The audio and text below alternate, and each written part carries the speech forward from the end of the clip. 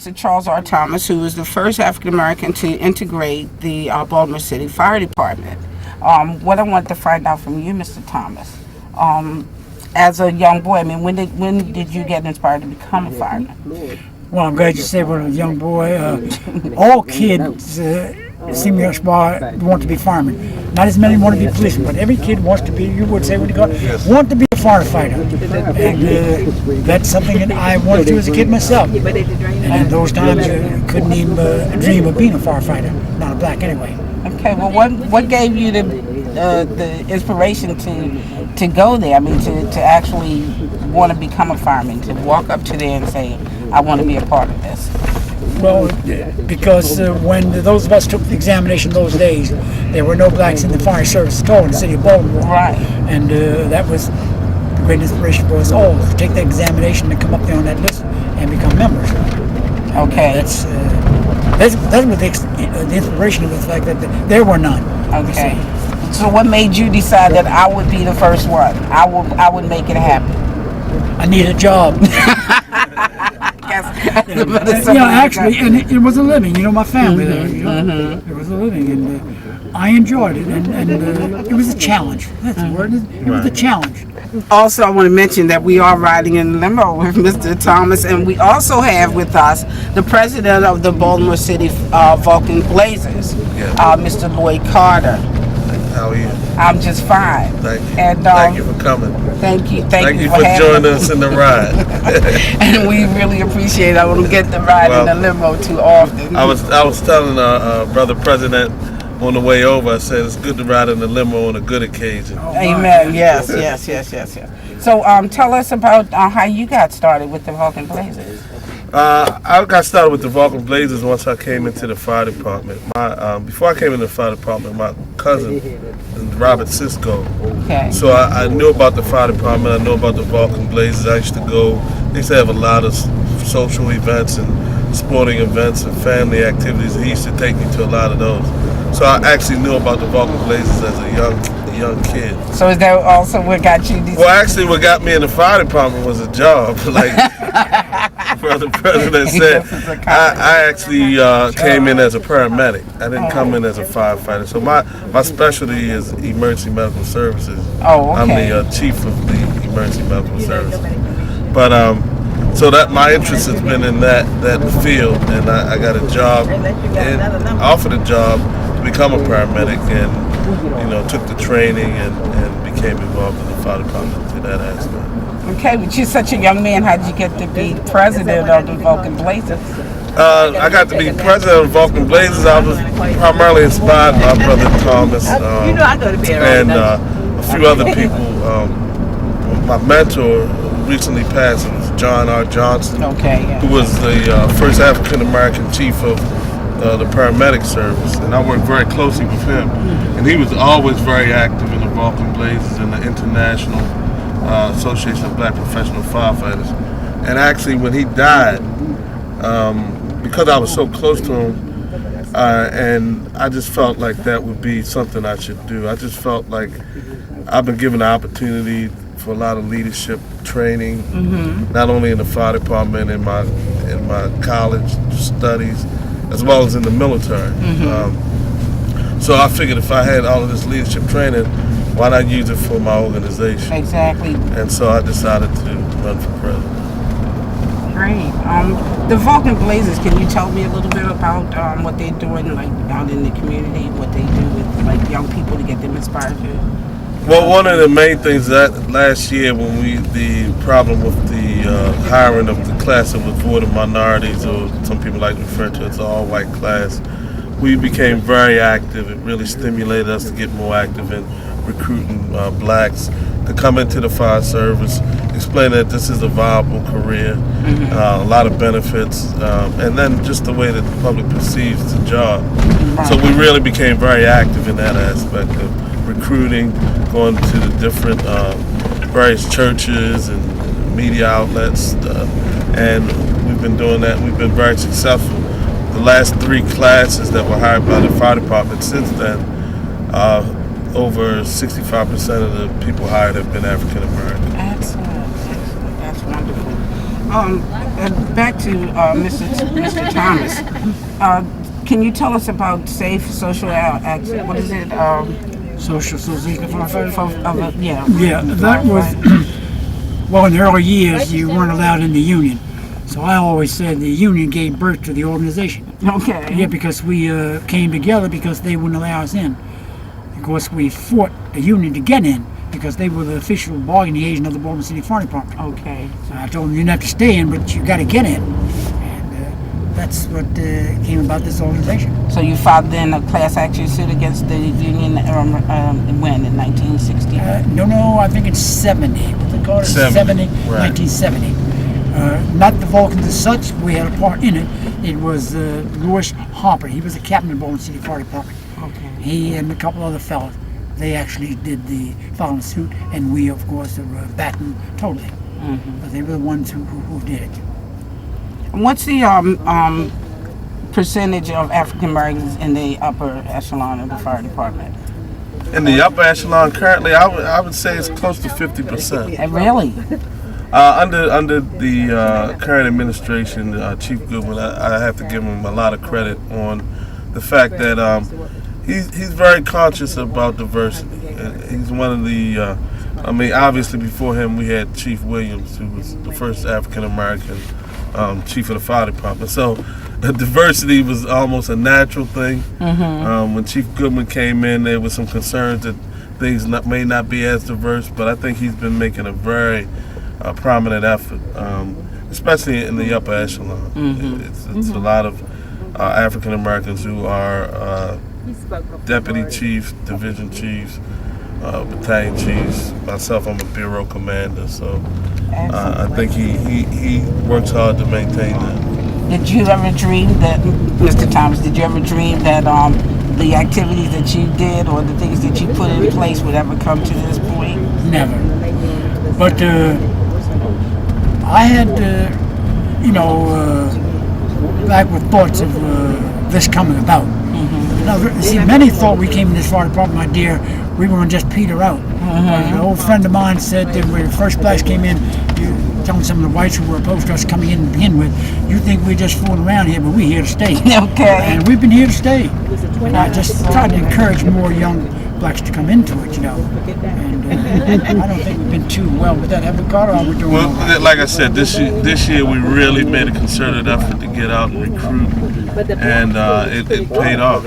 Okay, so when you're in your recruiting, you go to the schools? We go to the schools, went to like I said, the various media outlets, and I think that was probably one of the things that wasn't done in the past. It wasn't a real concerted effort. If the fire department was hiring, it was a word of mouth thing. Right. And it wasn't a lot of talk in our communities. Right. So we put it out there on the radio stations, on the TV stations, in the papers, at the colleges, at the high schools, and we continue to promote it that way. So even when you pull in front of the organization, you'll see right out in front that we have signs, gigantic signs telling people where to call the hotline.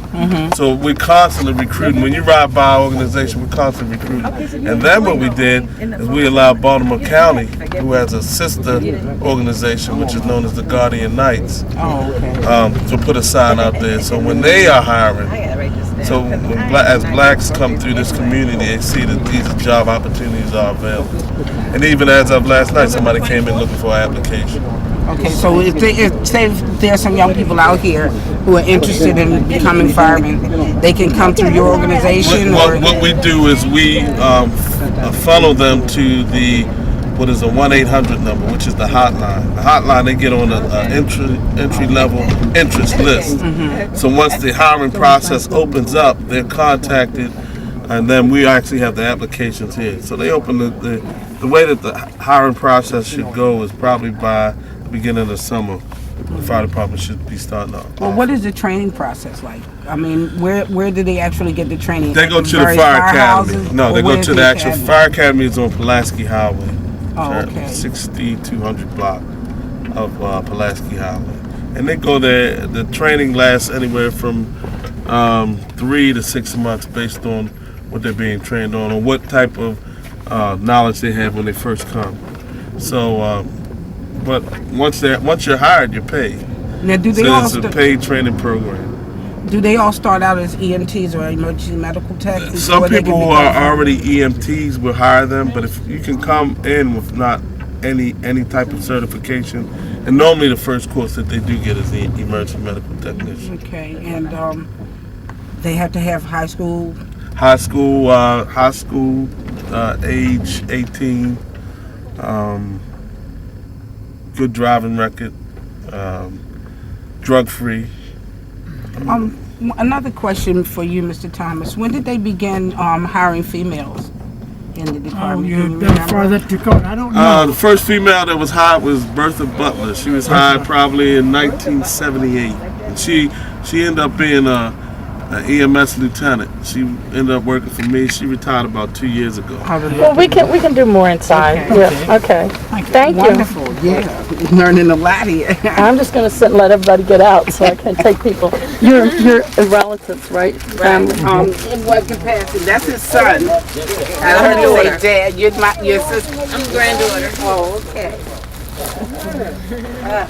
We'll catch up with you guys in. Hey, Moody, he's like a half a case a day. He ain't gonna drink on the day here. Hey, wait, no. Here is a picture of Mr. Charles R. Thomas. It's his day today. Being the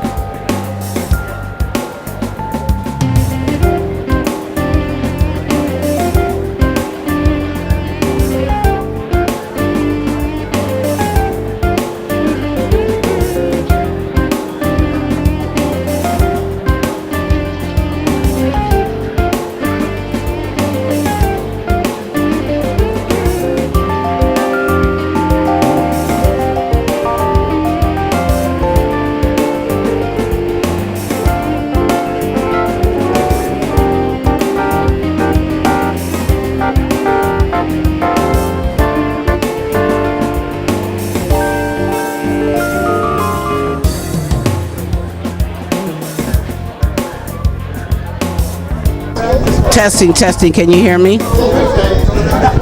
Can you hear me now? You're with Margaret Locklear, and it's the Great Blacks in Wax Open Forum. And as I told you earlier, we're at the Vulcan Blazers celebrating the dedication of the Firehouse number 36, dedicated to Mr. Charles R. Thomas, who happens to be sitting right here with me now, and I am honored. Yeah, I'm Nathan Queen. I'm from Washington, D.C., Progressive Firefighters, Washington, D.C. And my other hat is I'm corresponding secretary of the International Association of Black Professional Firefighters. Okay, what do you do there at the international? Well, as I indicated, I am the corresponding secretary for the International, and I do many things, and certainly thankful to Charlie Thomas, who's always been an advocate, or probably the lead advocate, for the black struggle in the fire profession. And I owe him a lot, and every brother or sister that's working in this profession owes him a bit of gratitude, a lot of gratitude. Well, Mr. Thomas says you're the man of the hour. I mean, there's just been so many accolades about you and what you've done to change things in the fire department. You want to tell us? We spoke a little bit in the car, but I want you to expound a little bit more on your involvement and what inspired you to make the changes that you did. Well, the inspiration came from when we entered the fire department. When I say we, I mean we African American entered the fire service. It was, how shall I phrase it? It was not a comfortable place for an African American to find himself. It was quite awful. But the one thing we did, and I got it from a great black labor leader, A. Philip Randolph, I guess you're aware of him. Yes. And he told me when I met him in New York, he said, what you need to do, Brother Thomas, is go back here, that beautiful baritone voice. He said, go back and organize those fellows. And that's what I and others were able to do. Come back and organize. Get the groups together. Because without organization, you have nothing. Exactly. The body politics, the powers that be, listens not to individuals. They listen to organized structure, believe me. And so that's what we were able to do. And what did you do to begin the process? Very easy. So what hell they were in and what they got to do to get out of it. Well, tell us some of the hell that you endured while you were a member, when you first integrated the department. The school itself, the firehouses. I mean, what was that The experience firehouses, they had their, in the fire academy, and incidentally, the fire academy in those days was located at Engine 36, which is the company that I was assigned to, Bentonville and Emerson Avenue. I think we did an interview out there.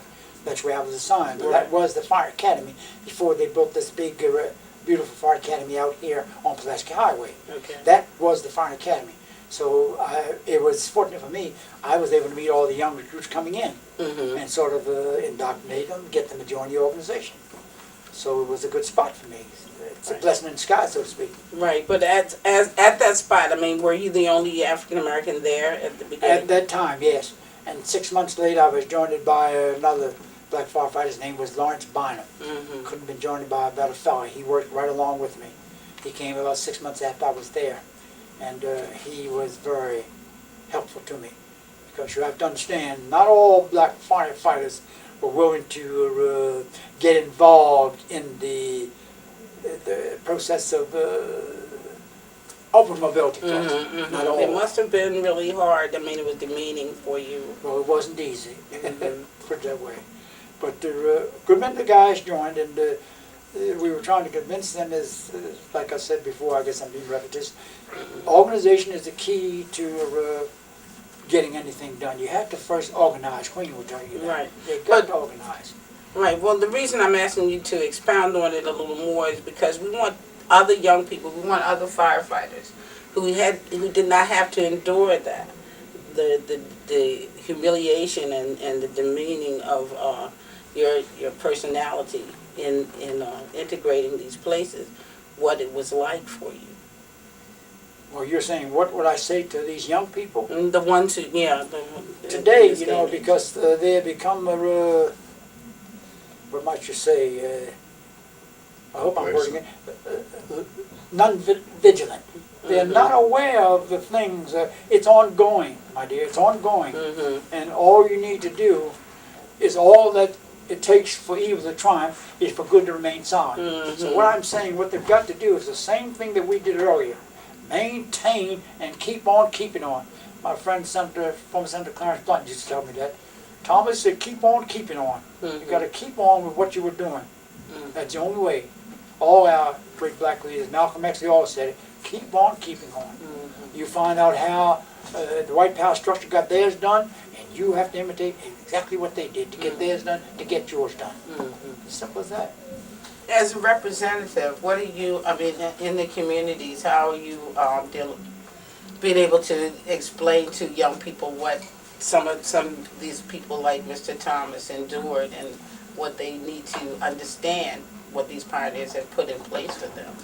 Well, we certainly recognize what the pioneers have done, but also, and Brother Charlie Thomas is a little modest right now, but he did go through and endure an awful lot. Today, the struggle is still just as great. And he mentioned the word vigilance. Young firefighters need to understand that there's this hidden racism or this discreet racism that takes place now. We've moved from one generation of discriminatory practices to another generation of discriminatory practice. This profession will always be that way, and unless blacks come together and understand that yes, while this is a wonderful, wonderful profession, you still have to maintain a direction of advocacy for upward mobility, for tenure on the job, promotions, everything else. You still have to go and fight through those glass ceilings and everything else that are buffers and obstacles in your way towards a meaningful, worthwhile career. I understand that there's some, did you want No, I just want to comment on it. Very well put. to, really, Hardly much for me to add behind that. Very well put. We certainly advocate that blacks, young blacks, any age black who wants to be a firefighter, to certainly check with their local jurisdictions when application announcements are made, job announcements are made, to apply for those positions. It's a wonderful profession, wonderful benefits, it can support a family, and yes, you still need to stay organized, as Mr. Thomas indicated, to get over those barriers that are in your way.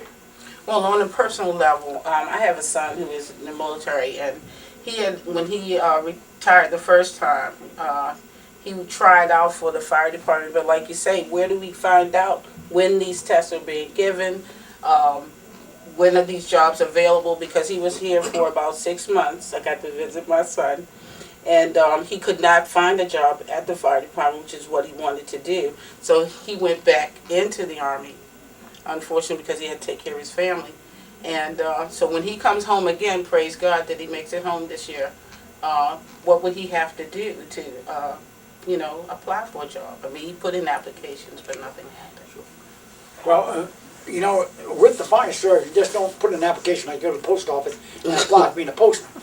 They have, it's posted, and the Vulcans here will hear about it, and it's posted in the city rundown when they're going to hold an examination. And that's what they have to get in on. Get in on examination, take the examination, study all the materials that you can possibly find to pass the examination. So you do well on examination in order to come up on the examination so you'll be selected. And that's the most important thing. And also, we try from the point of the organizational structure. But the one thing that the whites are doing, and I approve of it, it's called nepotism, whereby you involve your youngsters. That's why they call it nepotism from the male gender. Getting your young males to come in, now females also, to come into the fire service. It's a family structured organization. And we blacks aren't playing it like the Irish Catholics did years ago, when there was the fire department consisted mainly of that ethnic group. And we've got to get more involved in it. And I don't know why, for some reason, of late, not many blacks are coming in. Exactly. And if you don't look like it, I told, before I left the Fire Defense Bureau where I was last stationed, if you don't look out, I said, the fire department will be all white again. He said, oh, child, you know what you're talking about. I said, I know what I'm talking about. And you know I know what I'm talking Exactly. about. And we have only ourselves to fault for that. Young blacks don't want it. It's a good job. There are many benefits. The retirement system, you know what I mean? But they're galore. But I do a lot of traveling around the community, and young men really don't find it achievable, and a lot of them don't attempt. And like you say, fire department may end up all segregated again, right? Because the young people don't feel it's something attainable. I understand what you were saying, but I noticed that when I read the paper and they're looking for somebody for the fire department, they usually say EMT, paramedic, and then firefighter. But I found that to be a deterrent for most people because they're not interested in that level of a job as far as paramedic. Some people don't like that, having to pick up bodies and whatever.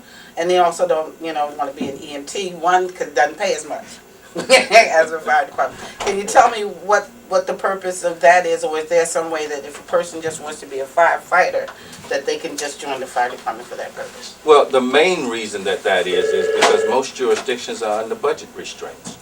When they advertise for a firefighter EMT or firefighter EMS, they can get two personalities or two professions in that one person. And as you may look around the country, you'll see where many fire departments are going towards that way in advertising for hirees, firefighter, EMT, and that's how they beat the budget. Some jurisdictions have an ambulance unit only. Okay. Those are being phased out, and that's where you get the firefighter, EMT. What do you have to say about that? I mean, what can we do to Well- change that to get more people involved in the fire department? I don't know too much you can do to change, you know, because once in, then the program starts, you know. Like in the Baltimore City Fire Department, they may operate far different from Washington, D.C., New York, or Philly, what have you. And here we have, in the fire department, may have a firefighter detailed to the ambulance service, but he may be a full-fledged firefighter. But out of the fire academy, they train you for. Okay, so is there anything else you want to share with the community about, well, as a matter of fact, what are you doing now that you're retired? What are you doing with your time? Nothing. As the guy Must said, feel good. I helped my brother, and the guy said, "What's your brother do?" Nothing, and I help him. So I'm not doing too much, but I'm deeply also interested in still in the fire service. For instance, a neighbor of mine told me he was out on Pulaski Highway. This is very important, and he saw 30 probationers out on their break. They all were white. So I immediately called Commissioner Crockett and told him about it, and they got that corrected. Because the degree that we won in the state and federal courts under Kenneth L. Johnson, now lawyer, now judge, retired, was that each class would have to have a percentage of blacks in it. And they have violated that mandate, you see.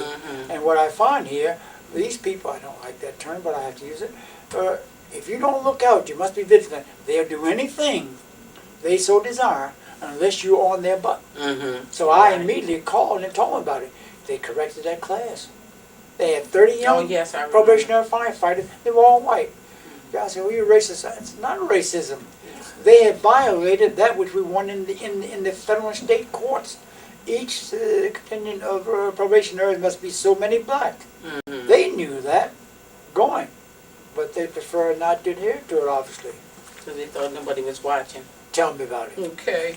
Well, I want to thank you all for coming and Thank you, for letting me take this opportunity to talk to you. And it has been most honor for me to meet you, Mr. My Thomas. dear, likewise. Thank you very much. And we'll be right back.